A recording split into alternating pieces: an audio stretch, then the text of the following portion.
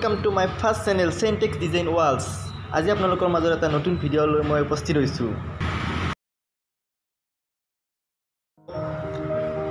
সিৰিজ কৰাৰ আগত মাস্ক খান পিন্ধি ল'ব লাগিব। নহলে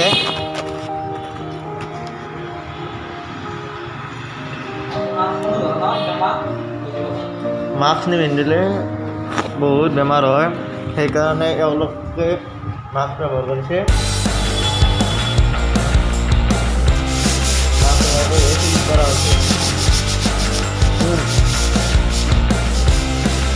মাস্ক নিপিন্ধাকৈ কোনোদিনে চিৰিজ নকৰিব, নহ'লে বহুতো বেমাৰত পৰিব পাৰে।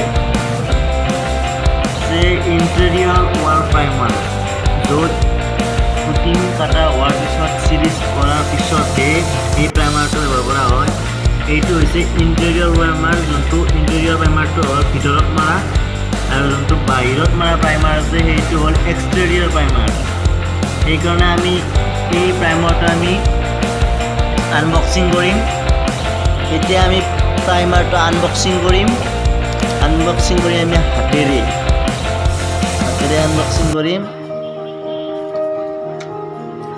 আনবক্সিং কৰিলোঁ। তাৰপিছত এই প্ৰাইমাৰটোত 4 লিটাৰ আছে। 4 লিটাৰত আমি 500 মিলিলিটাৰ পানী মিক্স কৰিছোঁ।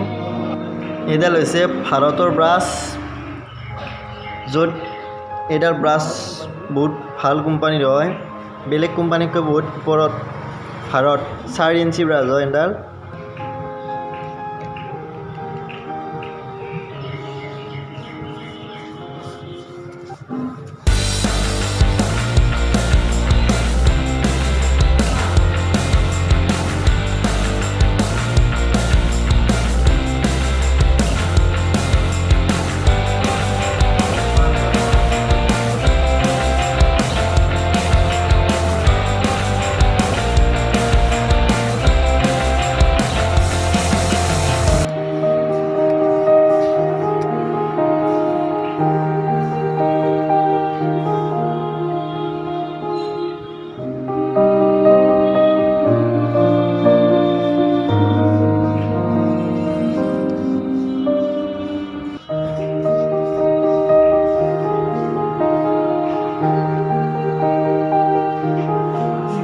দেখিছে, এইখন হ'ল ফল চিলিং, মানে জিপচিয়াম বৰ্ড, য'ত এই পুটিং কাটিব লাগিব। পুটিংটো কাটা নাই, অলপ এইখিনি ফিনিচিং হোৱাৰ পিছতহে আমি পুটিংটো কাটিম।